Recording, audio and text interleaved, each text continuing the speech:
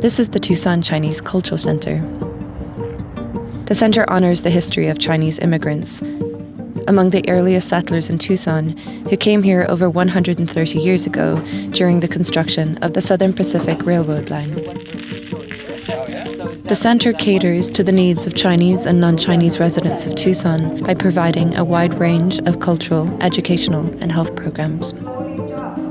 Chinese language and history, the arts of calligraphy, painting, Chinese dance, Tai Chi, and Mahjong. They even have a new pickleball court.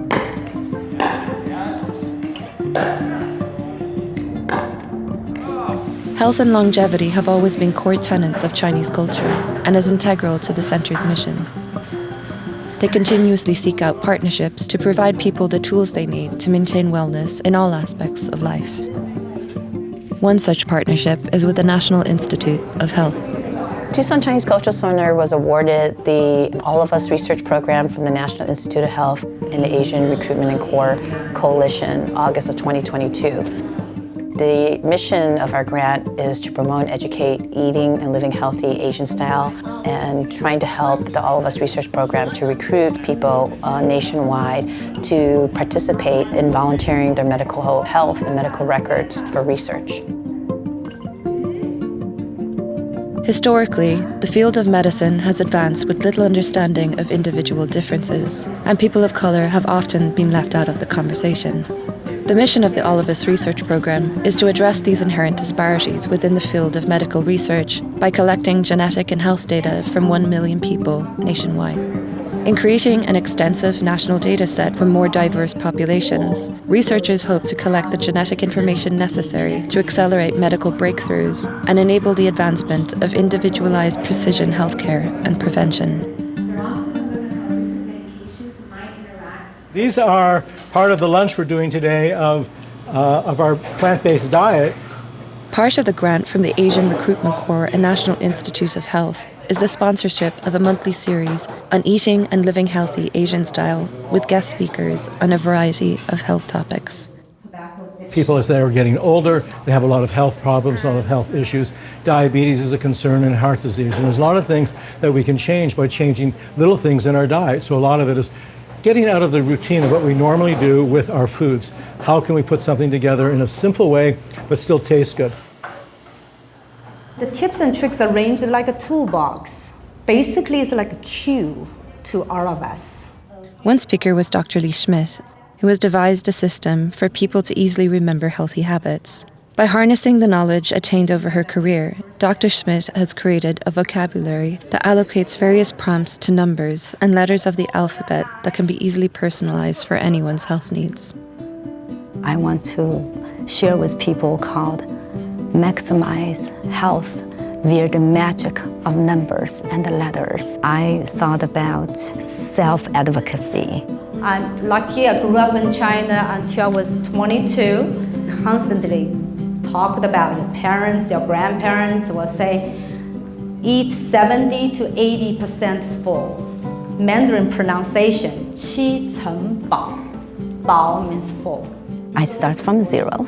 Most of us don't want to be in pain, so that's a zero. Then good things to do. A lot of times it's difficult to do, right? You want to initiate. How about just one?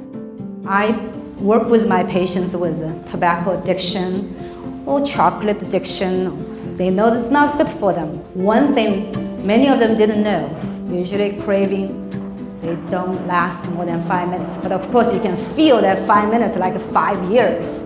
So whatever numbers of repetition bring out positive feelings and motivation out of you, do it. I'm the first subject to practice things. If it doesn't work out for me, that means things needs to be tuned. And then I work with others. I always think the collective wisdom. See how beautiful we human come from different backgrounds, not only have different food, different thoughts, different cultural heritage, but the purpose is all the same. Your hands know how much should press as hard as you can without producing pain, and then count 1 Mississippi, 2 Mississippi to your age. You say, oh my gosh, that's too much. Okay, halfway is fine. Nature, nurture, culture shape us. Body, brain, mind kind of directs us. As a gay kid growing up in Detroit, I loved Detroit, but the city was falling apart and the struggle. Mental health is also an important focus of the series. In partnership with the Asian Studies Department at the University of Arizona, the center invited Curtis Chin, a prominent filmmaker and author who came to speak about his new book. So I wrote this book. It's called Everything I Learned in a Chinese Restaurant, and it's about growing up Asian in Detroit, a very black and white city, but also coming out to my working class immigrant family. And it's all set in the 80s, which was a very, very difficult time in the city. Not only did we have crack cocaine, we had AIDS. I knew 5 people that had been murdered by the time I was 18. But it's a humor book because despite all the craziness going on me and around me, I always had this family and this Chinese restaurant which made me feel safe.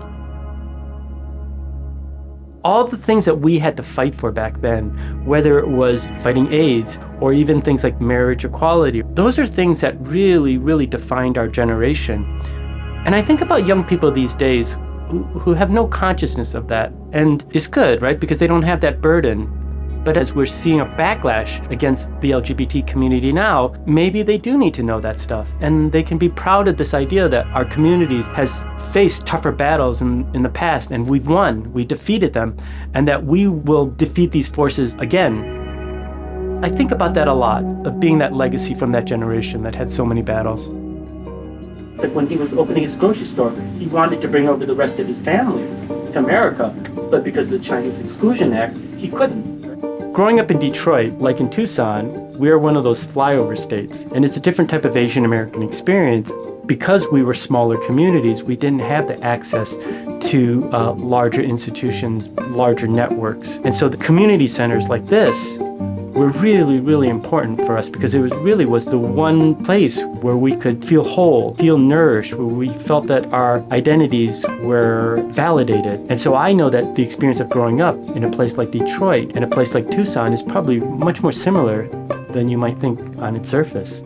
Well, what does it mean to be Asian American? Where do we fit in? And how do we use the privileges that we do have to make sure that equality is shared with everybody? We have so much happening, so much great partnerships with people. It's just non-stop activities, and we welcome everybody here at the Chinese Center.